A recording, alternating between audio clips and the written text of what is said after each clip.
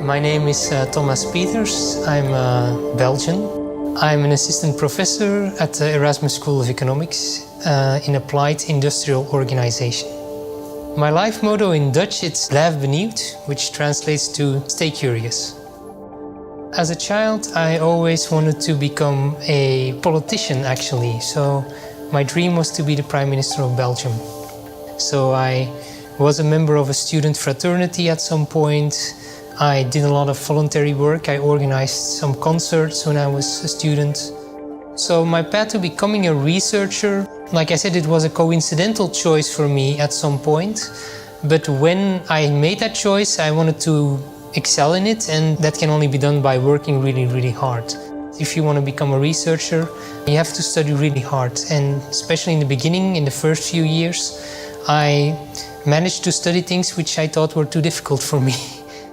The main topics of my research are the economics of professional sports and the economics of how people matter for organizations.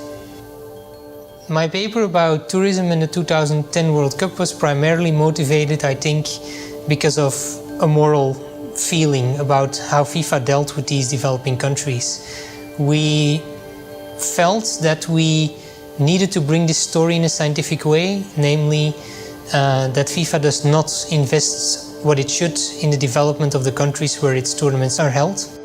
The reason that these developing countries start to host more and more of these events, I think, is twofold.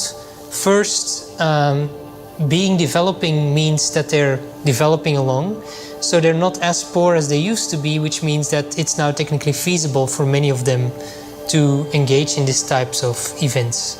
The second reason is that in many of these countries, and think China, think Russia, the government has a bit of a bad reputation and feels that these tournaments can help polish the reputation of the country, or at least of the regime, a motivation which is absent in many of the developed countries or Western democracies, for example. I think organizing major tournaments in developing countries is not a smart idea from an economic perspective, because most of these countries will actually lose money by organizing this event. If you talk about the economic benefit, that is probably negative, because the organization of these tournaments diverts money away from the needs like education, healthcare of ordinary people, and directs it towards, in my opinion, wasteful investment in stadiums which nobody needs. If you think about the benefits, people always cite two main benefits, and one is this increased spending on tourism, and the second one is this idea that you're more open to trade and that you will attract more investments and so on. There is some evidence that there are very modest gains to be made there from these tournaments. The problem is that there's one big cost factor, which is the building of 10 stadiums of 40,000 plus seats, and nobody needs them in these countries. I think to make such an event successful in terms of tourism for a developing country, what you need is two things. The first thing is that you need a country which has room for tourism, so where tourism is in the end, in the long run, a viable industry, and in that sense South Africa is definitely a good example, and a country where that tourism is also still under development, so where it can still grow. In that sense, for example, the London Olympics are not a good example, because their tourism was already, let's say, fully developed.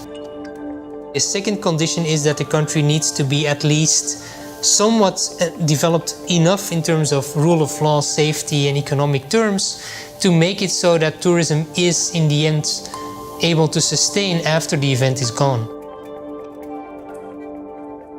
This idea that it would be better to organize the Olympics, let's say, in a permanent Olympic village, which would then be built somewhere on the globe and everybody would contribute, it sounds great, and in economic terms it's probably an efficient solution.